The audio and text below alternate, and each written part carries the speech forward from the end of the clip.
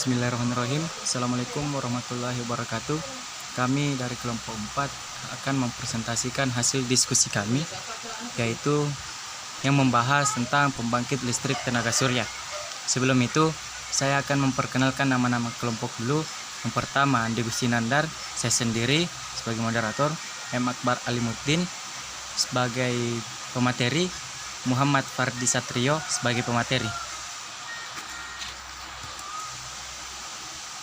Adapun agenda pembahasan kita yang pertama adalah pembangkit listrik tenaga surya, kedua pembangkit listrik tenaga surya di Indonesia, ketiga pemasangan sel surya, yang keempat pemanfaatan tenaga surya di kehidupan, yang kelima manfaat prinsip dasar dan prinsip kerja, yang keenam kelebihan dan kekurangan.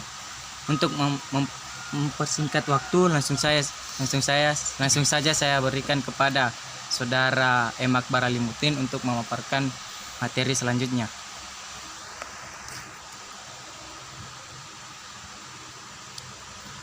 Yang pertama yaitu pembangkit listrik tenaga surya.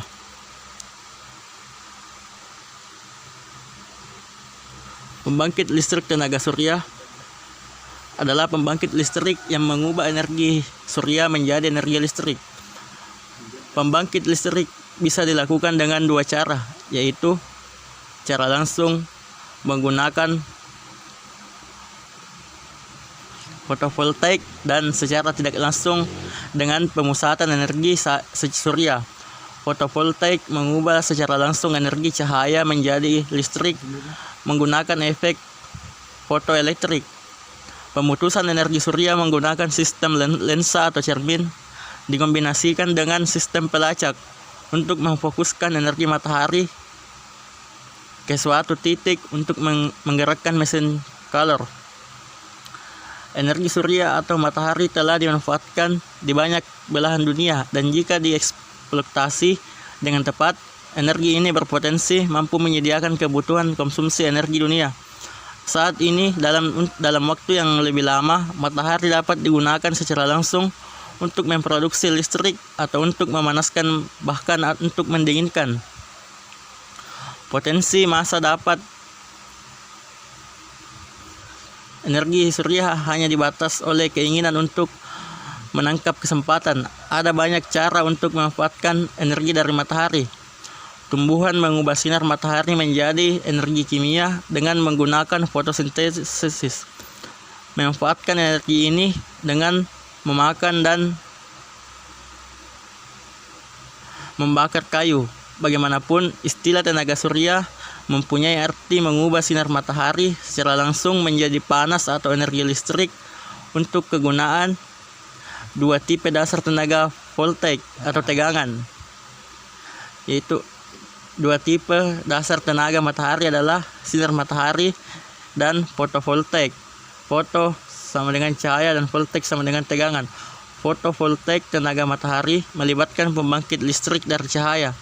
Rahasia dari proses ini adalah penggunaan bahan semikonduktor yang dapat disesuaikan untuk melepas elektron, partikel bermuatan negatif untuk membentuk dasar listrik. Selanjutnya yaitu pembangkit listrik tenaga surya di Indonesia. Pembangkit listrik tenaga surya di Indonesia yaitu di Indonesia PLTS terbesar pertama dan kapasitas 2x1 MW terletak di Pulau Bali, tepatnya di daerah Karangasem dan Bangli. Pemerintah memberi izin kepada siapa saja untuk meniru dan membuatnya di daerah lain, karena PLTS ini bersifat open source atau tidak didaftarkan dalam hak cipta. Wilayah Indonesia yang sudah menggunakan PLTS adalah Bali, Nusa Tenggara Barat, Alor, Nusa Tenggara Timur, dan Sulawesi Selatan. Untuk pemaparan materi selanjutnya, saya persilakan kepada Saudara Muhammad Fardi Satrio. Ya, di sini saya akan menjelaskan pemanfaatan tenaga surya. Pemanfaatan tenaga surya. Panel surya mengubah tenaga sinar matahari menjadi listrik. Listrik tersebut disimpan di dalam aki. Kemudian aki menghidupkan lampu, TV, pompa air, dan peralatan listrik lainnya. Dalam penggunaan panel surya atau solar cell untuk membangkitkan listrik di rumah, ada beberapa hal yang perlu dipertimbangkan karena karakteristik dari panel surya atau solar cell. 1. Panel surya atau solar cell memerlukan sinar matahari. Tempatkan panel surya atau solar cell pada posisi di mana tidak terhalangi oleh objek sepanjang pagi sampai sore. 2. Panel surya atau solar cell menghasilkan listrik arus searah atau DC. 3. Untuk efisiensi yang lebih tinggi, gunakan lampu DC seperti lampu LED. 4. Instalasi kabel baru khusus untuk arus searah atau DC untuk perangkat berikut ini, misalnya lampu LED atau light emitting diode, TV, charger HP atau komputer, dan lain-lain. Kemudian pemasangan sel surya di kehidupan. 1. Pembangkit listrik tenaga panas matahari. Kaca-kaca besar mengkonsentrasikan cahaya matahari ke satu garis atau titik. Panas yang dihasilkan digunakan untuk menghasilkan uap panas. Panasnya, tekanan uap panas yang tinggi digunakan untuk menjalankan turbin yang menghasilkan listrik. Di wilayah yang disinari matahari, pembangkit listrik tenaga matahari dapat menjamin pembagian besar produksi listrik. 2. Pemanas dan pendingin tenaga matahari. Panas tenaga matahari menggunakan panas matahari secara langsung. Pengumpul panas matahari di atas atap dapat menyediakan air panas untuk di rumah dan membantu menghangatkan rumah. Sistem panas matahari berdasarkan prinsip sederhana yang telah dikenal selama berabad-abad. Matahari memanaskan air yang mengisi bejana gelap. Teknologi tenaga panas matahari yang ada di pasar saat ini sangat efisien dan bisa diandalkan saat ini di pasar, menyediakan tenaga matahari untuk aplikasi dengan cukupan luas. Dari pemanas air domestik dan pemanas ruangan di perumahan dan gedung-gedung komersial sampai pemanas kolam renang, tenaga matahari pendingin proses pemanasan industri dan memproses air menjadi tawar. Untuk materi selanjutnya, saya yang akan memaparkan manfaat, prinsip dasar, prinsip kerja. Manfaat, prinsip dasar, prinsip kerja. Yang pertama, manfaat. Tenaga surya yang diserap bumi adalah sebanyak 120.000 terawatt. Pada prinsipnya, tenaga surya sebagai pembangkit listrik dengan dua cara. Yang pertama, produksi uap dengan ladang cermin yang digunakan untuk menggerakkan turbin. Pembangkit listrik tenaga surya berskala besar mengubah sinar matahari menjadi energi listrik menggunakan fotovoltaik. Pembangkit listrik tenaga surya berskala kecil. Yang kedua, prinsip dasar. Pembangkit listrik tenaga surya tipe fotovoltaik adalah pembangkit listrik yang menggunakan perbedaan tegangan akibat efek fotoelektrik untuk menghasilkan listrik.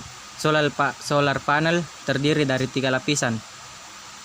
Lapisan panel P di bagian atas, lapisan pembatas di tengah, dan lapisan panel V di bagian bawah. Efek fotoelektrik adalah di mana sinar matahari menyebabkan elektron di lapisan panel P terlepas, sehingga hal ini menyebabkan proton mengalir ke lapisan panel N di bagian bawah, dan perpindahan arus proton ini adalah arus listrik. Yang ketiga, prinsip kerja. Sinar matahari mengenai solar panel masuk ke dalam solar charge controller.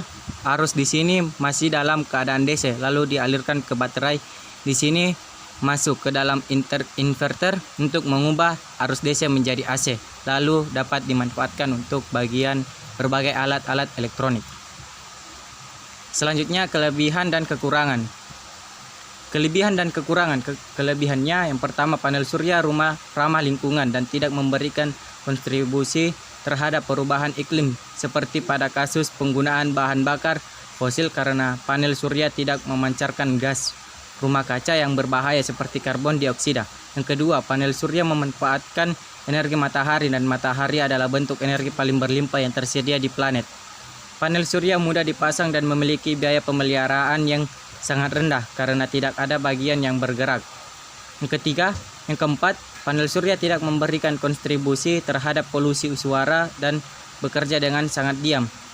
Banyak negara di seluruh dunia menawarkan insentif insentif yang menguntungkan bagi pemilik rumah yang menggunakan panel surya. Yang keenam, harga panel surya terus turun meskipun masih harus bersaing dengan bahan bakar fosil. Yang terakhir, 7, tidak diharuskan membeli semua panel surya yang diperlukan dalam waktu yang sama, tetapi dapat dibeli secara bertahap, yang berarti tidak perlu melakukan investasi besar secara instan. Kekurangan, panel surya masih relatif mahal.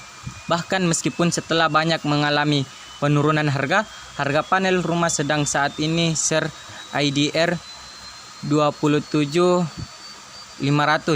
per watt peak. Yang kedua, panel surya masih perlu meningkatkan efisiensi secara signifikan karena banyak sinar matahari terbuang sia-sia dan berubah menjadi panas. Rata-rata panel surya saat ini mencapai efisiensi kurang dari 20%. Yang ketiga, jika tidak terpasang dengan baik dapat terjadi overheating pada panel surya. Yang keempat, panel surya terbuat dari beberapa bahan yang tidak ramah lingkungan.